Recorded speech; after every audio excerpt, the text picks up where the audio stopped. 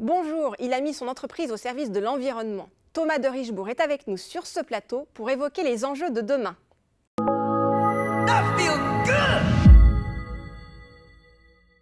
Bonjour Thomas. Bonjour. Vous dirigez un groupe familial de Richebourg. Oui, exactement. Enfin, nous dirigeons. Avec votre père et votre frère. Avec mon père qui est le président du groupe, mon frère qui est le président de la partie multiservice et moi qui suis dans l'environnement, président de toute la partie service aux collectivités. C'est le groupe de votre grand-père. C'est mon grand-père qui l'a créé dans les années 50-60. Donc on était aux prémices de l'environnement tout au début. Au début, mon grand-père était ce qu'on appelait un ferraillou. C'est-à-dire il avait sa petite estafette et il faisait du débarras de cave avec son camion tout seul et il collectait tous les déchets dans les caves et il allait après les revendre. Voilà, c'est comme ça que ça marche parce qu'aujourd'hui, donc 39 400 collaborateurs, 13 pays, 3 continents. Exactement, oui, oui. Non, le groupe a beaucoup grossi. Il s'est construit, il s'est bâti avec mon grand-père en amorce, mais après surtout avec mon père, Daniel de Richebourg, qui a complètement développé le groupe. Mais il y avait des bases solides de mon grand-père et puis toujours cet esprit familial, cet esprit entrepreneurial, autodidacte, puisque mon grand-père est un autodidacte, mon père un autodidacte, il a eu son certificat d'études en poche.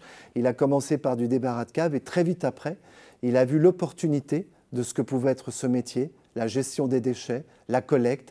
À l'époque, personne ne s'en occupait. Ce n'était pas comme maintenant. Vous voyez la COP 21, COP 22. Oui. Maintenant, le Parti des Verts arrive 3e aux élections européennes. Tant mieux que maintenant, ça suscite un engouement et en même temps, c'est une nécessité. Mais à l'époque, tout le monde s'en fichait de l'environnement. Donc mon grand-père, mon père, se sont complètement investis. Ils ont su sentir l'air.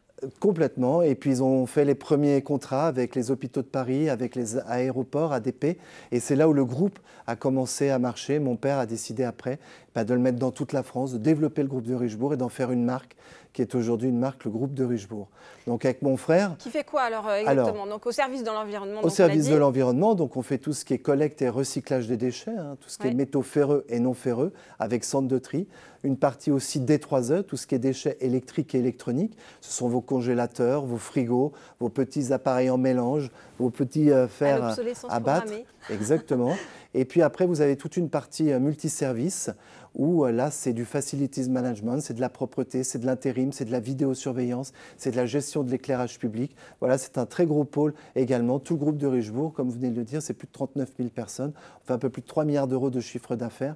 Et en tous les cas, on est content de continuer à faire perdurer cette saga familiale avec mon frère Boris et avec mon père Daniel de Richebourg. On a une bonne entente familiale et nous, notre ambition, c'est de continuer, c'est de développer le groupe, c'est de faire qu'on sera des étapes et on veut le faire progresser. Alors évidemment, il y a des enjeux colossaux. C'est important pour vous, la protection de l'environnement? C'est très important. C'est un enjeu, comme je le disais, qui est colossal. Maintenant, il faut prendre soin de notre planète, il faut réagir, il faut avoir des actions concrètes. Donc, on les a au quotidien. C'est pour ça aussi que vous êtes, vous accompagnez donc pour la COP 21, pour la COP 22. Exactement, la COP 21, où on était directement sur le site, là-bas au Bourget, où on faisait toutes les prestations. En fait, on a fait en direct live, le groupe de Richebourg, qu'est-ce qu'il est? Plutôt que de communiquer en mettant des 3x4 avec écrit de Richebourg, on s'est dit la meilleure façon de communiquer, c'est de travailler. Donc on a géré les déchets, on s'est occupé de la propreté, on a mis un centre de tri directement sur le site et ça a permis à toutes les délégations du monde de venir voir comment on est organisé en France, qu'est-ce qui se passait, qu'est-ce qu'un centre de tri, comment on travaille.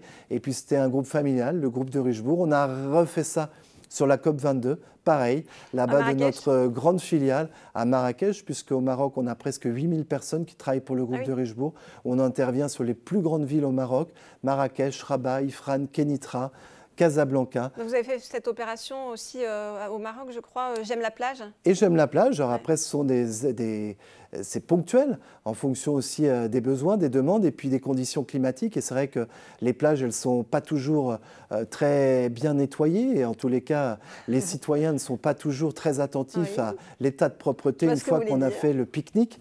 Donc c'est vrai que bénévolement, on a demandé à des enfants de venir, de collecter, d'aller ramasser avec un sac l'ensemble de ces déchets.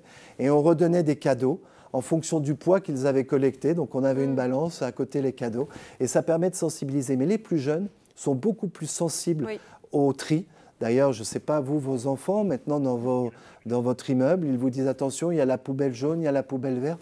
Maintenant, ils font très très attention, plus que les anciennes générations. Et c'est par les jeunes, je trouve qu'on arrive à toucher les plus anciens. Et en tous les cas, moi je donne l'exemple, déjà dans mon immeuble, mais en tous les cas, il faut que tout le monde maintenant prenne le pas sur ça. Il faut ça chez nous. Trier, valoriser les déchets, c'est très important pour éviter au maximum l'enfouissement. Maintenant, tout type de déchets peut pratiquement être recyclé, avoir des filières de recyclage. Nous, on fait pratiquement 800 000 véhicules par an, des véhicules hors d'usage qu'on recycle. À propos des véhicules, vous avez des actions aussi très concrètes. Là, vous avez un nouveau système là, que vous allez mettre sur vos véhicules. Oui. Qui est bien pour l'environnement. Qui est très bien pour l'environnement, c'est ce que vous disiez, ça fait partie des grands enjeux, mais avec des actions concrètes. Ça s'appelle Active. Alors c'est le Stop and Start d'Efenco. Ouais. Donc ça permet, vous avez ça sur votre voiture, quand vous êtes à l'arrêt, ça s'arrête. Ça ne l'était pas pour les poids lourds. Et cette société québécoise qui s'appelle Efenco, avec David Arsenault, son président, ils ont créé ça, inventé ça pour les poids lourds. Alors c'est extraordinaire, parce que c'est cette technologie québécoise qui va arriver à Paris sur l'ensemble de notre flotte, puisqu'on a renouvelé nos contrats parisiens. Et ça limite l'effet de gaz de serre. Ça réduit de 30% les gaz à effet de serre. C'est énorme, c'est considérable sur une centaine de véhicules. Et après, on va le dupliquer sur l'ensemble de nos contrats. Et c'est ça, avoir respecté l'environnement, savoir des actions concrètes. Et cette start-up, cette société, elle va nous donner l'opportunité de pouvoir réaliser ça en plein Paris pour les Parisiens et les Parisiennes. C'est quoi les enjeux des entreprises aujourd'hui pour vous ? C'est ce que je vous dis, c'est de faire attention à son environnement. Il y a aussi faire attention aussi au social, bien sûr, parce que le cœur de l'entreprise, en tout cas chez nous, chez De Richebourg, c'est les 39 000 collaborateurs qui, à l'instant où je vous parle, travaillent dans les 14 pays et qui sont là à porter leurs vêtements et leurs uniformes de Richebourg et qui travaillent au sein des collectivités, chez nos clients. Et c'est ça qui est important. Ce sont eux les vecteurs, les porteurs de la marque De Richebourg. On doit avoir un respect infini pour ces gens-là. C'est eux le cœur, le poumon de l'entreprise. De la confiance, d'être avec eux.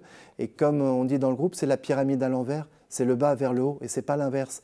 On se sert de toute cette stratégie en voyant comment ça fonctionne en bas, qu'est-ce qu'il manque, qu'est-ce qu'on devrait améliorer, comment on devrait travailler différemment pour accompagner tous nos collaborateurs vers davantage de performance, d'envie, créer l'envie au sein de l'entreprise, d'arriver en étant satisfait de son travail et de ses responsables.